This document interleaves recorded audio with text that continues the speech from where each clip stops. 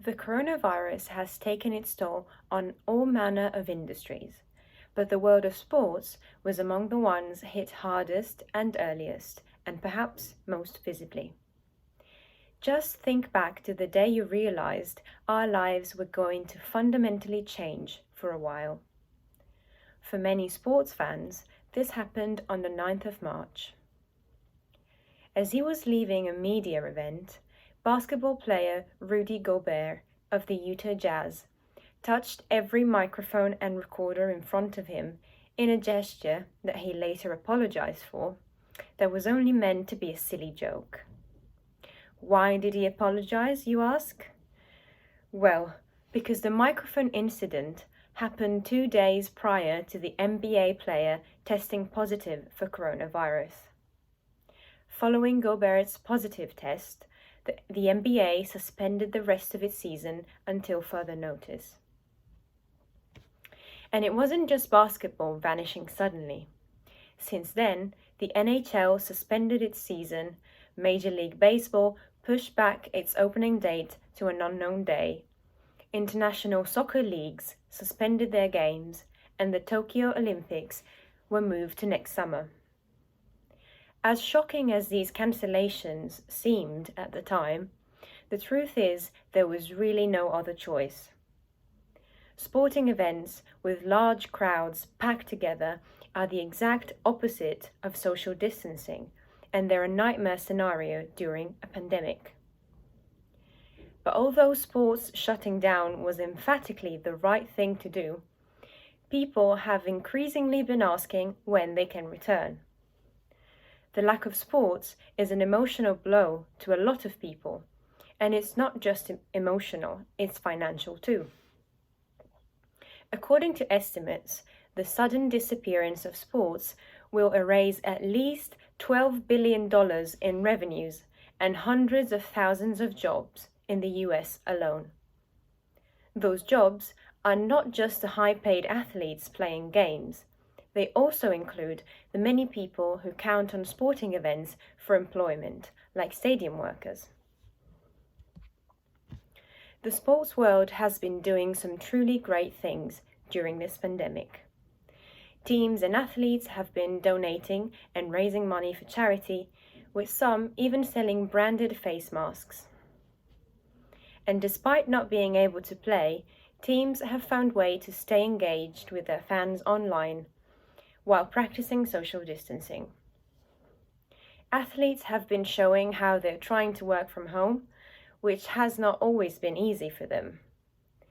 For instance, the NBA MVP Giannis Antetokounmpo told reporters last month that he's been unable to practice because he doesn't have a hoop at his house. Others have had to get pretty creative to continue their training, whether it's an Olympic swimmer training in a kiddie pool with a bungee cord, or an Olympic runner creating a makeshift treadmill in a bathtub with the floor made slippery with shower gel. As for broadcasters who are reliant on live events, they are now in a truly desperate situation. Like ESPN, for example, who have been strapped for content and had to resort to airing video game versions of baseball and basketball. There is clearly a desire to restart sporting events. The question, though, isn't why sports should come back, but how that can safely happen. Because to do it responsibly would be a massive undertaking. Not everyone in the sports world, though, is willing to wait until things look safe again. The state of Florida, for example, designated professional sports and media production with a national audience as an essential service, so long as it's close to the general public. So the WWE has continued staging shows in Florida, holding matches with no spectators. However, that requires a lot more people than just 2 wrestlers. You need production crews working together in close proximity. And while the WWE maintains its safety measures are as comprehensive as they can possibly be, one employee wrote an anonymous complaint asking them to stop the filming of such matches because despite sanitary precautions, it was impossible to maintain social distancing and not to touch other people. Going back to the way things were before, completely without risk, is just not possible right now. And yet, many sports organizations are feeling a real pressure to ignore that risk. Especially college sports, where some schools' athletic programs rely heavily on revenue from football. Profit is a powerful motivator here, especially for some team owners who won't be the ones taking the risks. And that is why major sports like baseball and football are eagerly pursuing plans to come back. Several leading figures in the healthcare sector have been trying to devise plans for sports to come back safely. Among the most widely discussed proposals was the one made in mid-May by Anthony Fauci, America's highest-ranking specialist in infectious diseases. According to Dr. Fauci, the only way to guarantee safety from the coronavirus would be to play in an enclosed environment. Players, coaches, and the team's staff members would need to be sealed off in a bubble, insulated from the community, and tested with frequency. At first, the so-called bubble league plan might seem like a good idea. You isolate the teams and have them play in empty stadiums with no fans.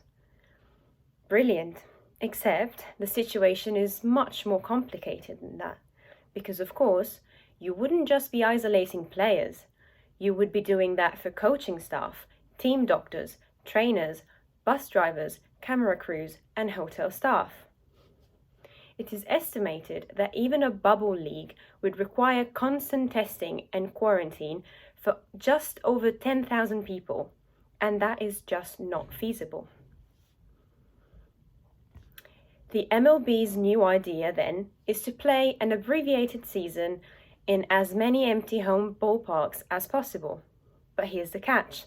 Teams would still have to travel to those, meaning they're not being quarantined. For a sense of just how easy it is for something to go wrong, we can look at Germany. Germany has handled this pandemic better than many countries in Europe and overseas. And that enabled their soccer league to come back on the 16th of May, becoming Europe's first major league to resume after the 2-month shutdown due to the coronavirus pandemic. To be able to do so, the Bundesliga employed a kind of bubble league approach, without fans and with all teams quarantined in a hotel. However, since the restart of the season, 2 players have tested positive for coronavirus, thus forcing the rest of their team to quarantine for 14 days. And a head coach breached quarantine rules by leaving the hotel to buy toothpaste, and now he's unable to rejoin the team until he gets 2 negative tests. This goes to show just how difficult it is to do any of this effectively. There is no doubt that one of the things sports do best is to inspire, bring people together, and unite in times of crisis, like when the Yankees resumed playing after 9/11. Unfortunately, though, bringing people together is the exact thing we should be avoiding right now. And while sports was genuinely helpful at the start of this crisis in showing us just how serious this virus was, if it comes back too soon and irresponsibly, it won't be an inspiration, but a cautionary tale. So as hard as it is to hear, we might need a little more time to make sure that we get this right, phasing sports back in slowly and with tailored approaches that take into account each sport's level of contact and robust systems of testing and tracing. Without all this, the efforts made by each and every one of us to stay indoors as much as possible, follow the rules, and maintain social distancing will all have been in vain. Thank you.